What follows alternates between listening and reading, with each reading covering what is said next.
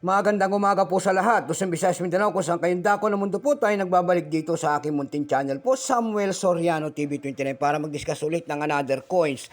At ito po ay ating hilig, pangungulikta po ng barya, kaya ho tayo nandito, ayan, para magsiseling ng kanilang mga halaga. Ayan po, sinisiling natin one by one kung magkano na ang mga pamantayan ng kanilang mga presyo sa mga online selling natin. Ayan, magandang umaga po sa lahat ng kolektor kung saan kayo dako ng mundo po. Keep safe po sa lahat and God bless. Maraming salamat din po sa nanonood dito sa aking YouTube channel, ang aking mga subscriber po. Thank you so much po sa lahat. And then, doon naman po sa nanonood doon sa aking FB page, maraming salamat din po. Thank you so much sa lahat din po. Ayan. Ang pag-usapan po natin ngayon ay barya po ng Mexico. World coins po.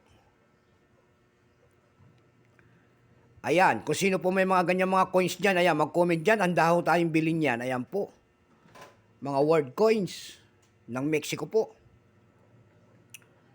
Bago tayo magsimula sa ating talaking, kikilalanin mo muna natin siya. Issue po, Mexico, period, United Mexican States. Ayan, Republic, 1997 hanggang 2003. Ayan.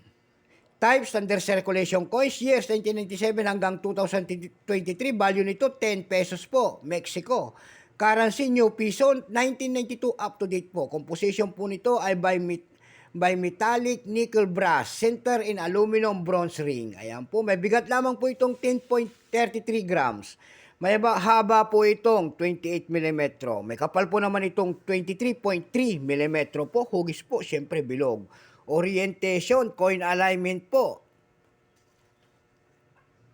Number N-591, reference number KM-616.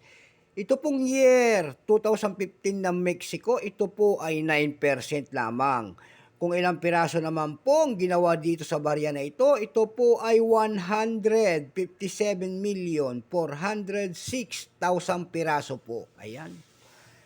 May price na po doon sa ating numista kung tawagin ng ating mga kolektor. Yung kanyang extra fine, 42, almost uncirculated, 46. Uncirculated nito ay nagkakahalaga na po ng 60 pesos.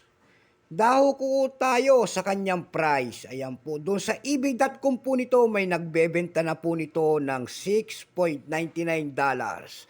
Mayroon na rin tayo nakitang nagbebenta doon ng 595 pesos.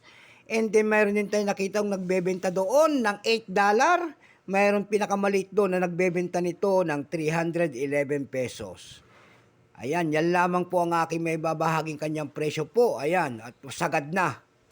Wala na po tayong mahanap na presyo nito. So, hanggang dito na lamang po, Luzon, Visayas, Mindanao, kung saan kayong dako ng mundo po. Keep safe po sa lahat and God bless.